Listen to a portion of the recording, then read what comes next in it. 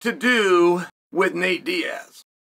Well, what to do with Nick Diaz for that question, right? For that matter, Nick is, so we're told, okay, under contract with the UFC. But under contract, by the way, when I use that term, I don't just mean that you haven't fought out your contract yet or you haven't been released. I really don't mean that. When I say it, I am talking about an expectation of activity and an availability of activity. UFC has a number of fighters that are under contract, but they're ineligible. Just so you understand. So I'm not counting those. Let me give you a great example. When I say that Nick Diaz is under contract with the UFC, not only do I mean that he legally and exclusively has a binding agreement with WMEING, that's not what I mean. I mean he's in the pool. He's being tested. The organization and the leadership of the organization are actively seeking matches for him.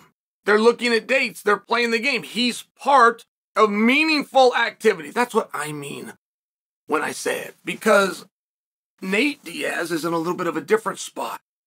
Where Nate is and by the way, to go back to Nick, we don't know for sure if he's going to fight again. Boxing, MMA, we don't know for sure. But it looks like it. Like the wind is blowing. Nick's in there, he's on the heavy bag, he's showing people he's training, he looks good, but we don't know it. We do know that Nate wants to fight again. We also know that Nate is not in the pool because he is not under contract because he fought it out. That was his fight with Ferguson. And Nate wanted to do other things. And he went and did them. He went and boxed a couple of different times. He went and had those experiences. He tried his hand at stuff, but I think he liked the organization of the UFC. I don't mean the UFC as a company, like that kind of organization. I think he really liked logistically how well the UFC was at getting you from this place to this place in a comfortable manner. And when you get to the second place, knowing, okay, over here I go to the lobby, I then get into a car, I then go to this event, which will take me back to a car, which will bring me. I think he liked that. I think he kind of liked some things he looked at as a machine. I think he now views as a well-oiled machine. But your perspective has changed, right? The way you see it and the way you look at it. I share that because what do you do with Nate? People can't call out big fights without talking about him. Dustin Poirier can't complete a full interview without at some point mentioning his desire to whip Nate's ass. I mean, it just comes out of Dustin. You have George Masvidal, who is under contract, I believe is in the pool, got a carve out to go and compete in the boxing with Nate, but now would like to come back into MMA, and I think for the same reasons. I think that George Masvidal really liked the organization. Here's what I do, here's when I'll do it, here's what we're going to ask you to do, and here specifically is how you're going to do it. I think he liked that. Right? All the stuff that he one time saw as a job. When he went, what's the old expression, guys? The grass is greener on the other side of the fence until you have to jump that fence and mow it. So I just think that these guys are back. I want to be. I think they're happier they want to be. I also think that they, fall no fault of their own, slip into a category. Same category that Chael P's in. Which is, we're not building and signing and promoting guys in this demographic, which is a nice way of saying age. We're looking for guys that are younger.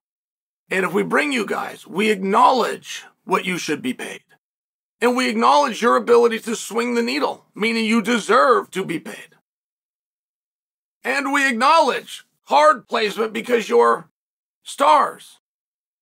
But that's checkers. Chess. And for long-term ROI, which is the fiduciary responsibility that we have to the people that believe in us, we can't give those time slots to you anymore. That's what I think. I think it's a big push and pull. I would like the idea, very hard to get away from branding. It's one of the things that Dana has done so well. This organization, only the best fight the best. The only people that fight here are champions and contenders, which means as soon as you show that you cannot be champion, as soon as you show and demonstrate there is not a day or a way or a path to a championship, you're no longer fighting here. And Dana has been so locked into that brand promise and that identity. But I must tell you, there is something to be said for nostalgia. I wouldn't mind if we called the show Nostalgia, and we did that for an entire event. The UFC did something like this with heavyweights. Did you guys ever see this? Their entire main card was only heavyweights. It was awesome. It was awesome, but they didn't build it that way. They didn't promote it that way. We had to figure that out on our own. We had to sit back and oh my God, it's the Night of the Giants, it's the Goliaths, it's all these different things. And there's all these weight marketing, but the UFC never officially said it. Because that's not who they are. That's not what they do. They don't do spoofs. They don't do anything gimmicky. And I think there's a little room for it.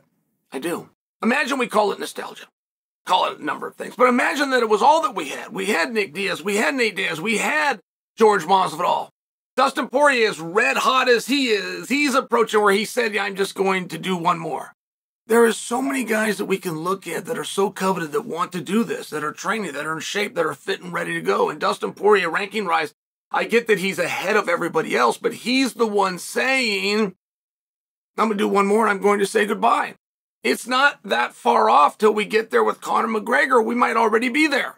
He might have already made his last walk. Michael Chandler is young and hungry and all these things that he is. He's slipping into this demographic, and I don't think these are bad things. Again, it's the same one that I sit in. I'm just sharing for you.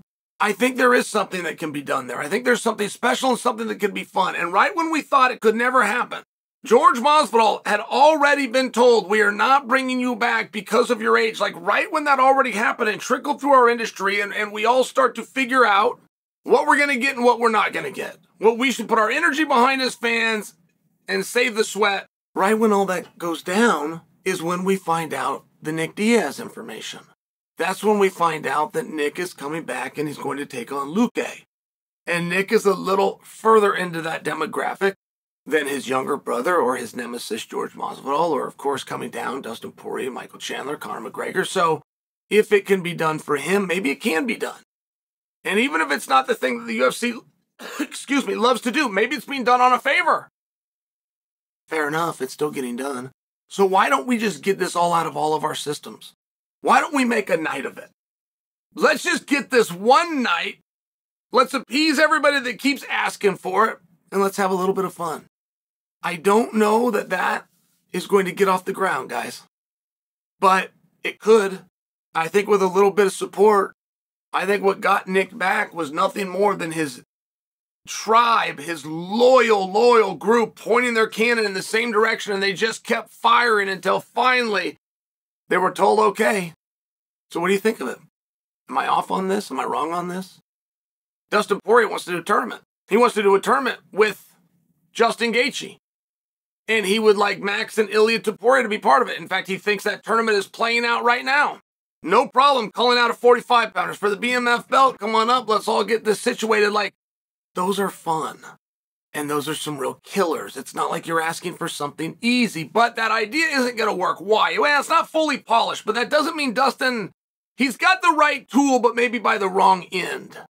So what would you do? If you had a night of legends, you had all these guys that wanted to come back and they're healthy and they're serious and they're in shape, and you had that ability, would you find a way? Would you get it done? Even in one night? Or will we just let it die and pass? And it's one of those lessons learned and something we'll look back on in the future and think what could have been, but we didn't do it.